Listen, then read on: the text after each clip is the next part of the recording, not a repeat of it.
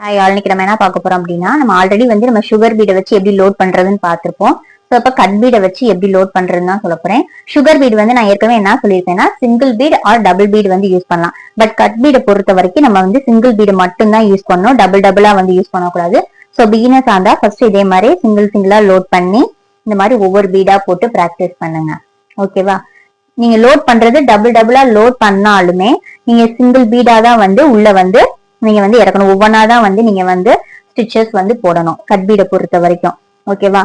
அது மாதிரி இது ரொம்ப இப்படியே நெருக்கி நம்ம இது போட்டோம்னா நல்லா இருக்காது. கொஞ்சம் கேப் விட்டு ஸ்பேஸ் விட்டு போட்டோம் அப்படின்னாதான் இது கொஞ்சம் நல்லா இருக்கும். சுகர் பீட் மாதிரி ரொம்ப நெருக்கி டைட்டா போடக்கூடாது. ஸோ அது மாதிரி ஷேப் வந்து ஒரு மாதிரி நெளிஞ்சு போகும். ஸோ லைட்டா மைல்டா வந்து கொஞ்சம் கேப் வந்து இதுல வந்து வரதான் செய்யும். ஓகேவா? ஸோ இப்படிதான் வந்து லோட் பண்ணணும். சிங்கிளா தான் போடணும். டபுள் பீடா வந்து கட் பீட்ல வந்து போடக்கூடாது. ஓகேவா? இதே மாதிரிதான். சோ உங்களுக்கு இதை நான் முடிச்சு நான் காமிக்கிறேன் பாருங்க. சோ இதை முடிச்சிருக்கேன் பாருங்க. தெரியுதா? மைல்டா உங்களுக்கு வந்து இந்த கேப் வந்து லைட்டா வந்து தெரியதான் செய்யும். சோ இது அதோட ஸ்பெஷாலிட்டியே வந்து கட்பீடோட ஸ்பெஷாலிட்டியே வந்து அதுதான். சோ லைட்டா வந்து கொஞ்சம் கேப் தெரியதான் செய்யும். ரொம்ப நெருக்கி போட்டோம்னா கொஞ்சம் அது நெளிஞ்சு வர மாதிரி இருக்கணும். சேம் மெத்தட் அதே தான் இந்த மாதிரி லார்ஜ் பீடுக்கும் அப்படிதான். இந்த மாதிரி 2 mm 3 mm பீட் எல்லாம் பாத்துருப்பீங்களா? இதுவும் அதே மாதிரிதான் சிங்கிள் பீடா தான் வந்து போடுறமே தவிர டபுளாலாம் இது பண்ணக்கூடாது. லோட் பண்ணும்போது நீங்க டபுளா அந்த மாதிரி பண்ணிக்கோங்க. பட் ஸ்டிச்சஸ் போடும் போது எப்படின்னா சிங்கிள் பீடா தான் வந்து போடணும். இந்த மாதிரி சிங்கிள் பீடா தான் போடணும். இதுவுமே நம்ம 2 3 எல்லாம் போட்டோம் அப்படின்னா நல்லா இருக்காது.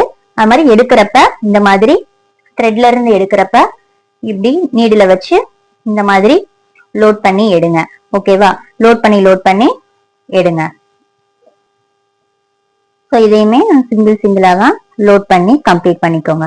அந்த பீடு ஒர்க் எல்லாம் முடிச்சுட்டு இப்ப இந்த இதை வந்து இப்ப நம்ம இப்படியே விட்டோம் அப்படின்னா எல்லா பீடுமே வந்து கீழே ஃபால் ஆகி வேஸ்ட் ஆகும். கீழே வந்து விழுந்து வேஸ்ட் ஆகும். ஸோ இதை லாக் பண்ணாம விட்டுறலாம். இது எப்படி லாக் பண்றது அப்படின்னா, இந்த மாதிரி அந்த ரோப்ல உள்ள 2 பீடை மட்டும் இருக்கிற 2 பீடை மட்டும் எடுத்துட்டு இந்த மாதிரி ஜஸ்ட் நார்மலா நாட் போடுவோம்ல, இந்த மாதிரி எடுத்து முடிச்சு மட்டும் போட்டு விட்டுருங்க.